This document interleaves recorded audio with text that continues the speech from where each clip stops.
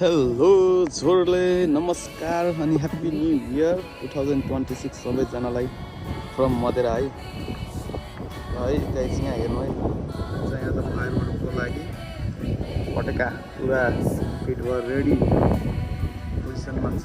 राति 12 बजे पड्काउनको लागि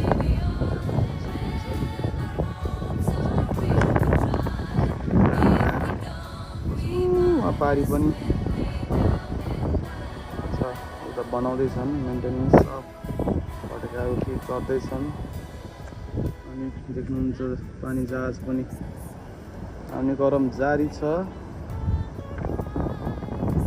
तलसम्म लाइन लाएर बसेको छ।